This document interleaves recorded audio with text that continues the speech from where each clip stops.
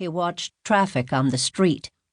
When the street was empty of cars, he handed the sack back to her and barked, "Fill it up."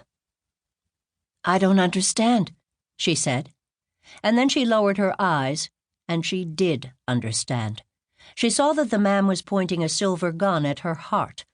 She was so frightened that she forgot which buttons to push on the computer cash register and had to call her fellow worker to do it. The bag was filled with $280 in cash, and the big man turned and ran swiftly away.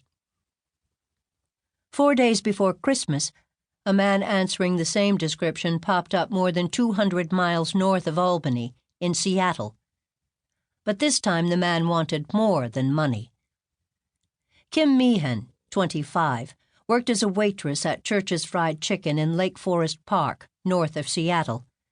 Feeling nauseated during the early evening, Kim called her father at 9 to ask him to come and pick her up.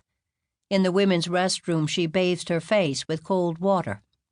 Suddenly there was a loud knock on the door, and she looked up to see a man pushing his way in. He grinned at her and said, "Excuse me," but he didn't leave. Instead, he turned and locked the door behind him. He pulled a silver revolver from the pocket of his hooded coat and ordered her to take her blouse off. "Do what I say and you won't get hurt." She was struck almost dumb with shock, and she thought that this couldn't be happening, not with the other employees just on the other side of the restroom wall. She couldn't move, and the man, who wore a peculiar ragged beard, moved toward her and pulled up her blouse and bra and started to fondle her breasts. "Now," he said, "I want you to beat me off." "I don't know how," she countered. "I'll show you how," he said, and moved the gun closer to her head. She had no choice. She did what he asked, and after about 2 minutes the man ejaculated on her breasts. "That was good," he said calmly. "Now you stay in here for 5 minutes, count to 100, and nobody will get hurt." And then he was gone as suddenly as he'd appeared. She wanted to scream, but she thought he might still be outside listening. She waited 5 minutes before she pounded on the wall and screamed for help.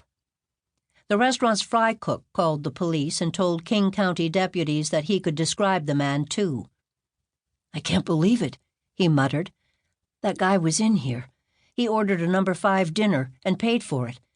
He must have seen Kim walk back to the restroom. He was wearing a hooded brown corduroy or suede jacket with a sheepskin lining." 20 minutes later, the man in the brown jacket, minus his fake beard, lingered over an ice cream cone he'd ordered at the Baskin-Robbins store in Bothell, Washington. The 2 teenage girls working that night were ready to lock the doors at 10 p.m., but the man hung around. They whispered to each other, joking. "Maybe he's planning to mug us or something," they giggled. The big man asked them to throw away the last of his cone. Then he wanted some ice water. They could offer him only tap water. He took 1 sip and asked for a lid for his water cup. Then he asked for a straw and a paper sack.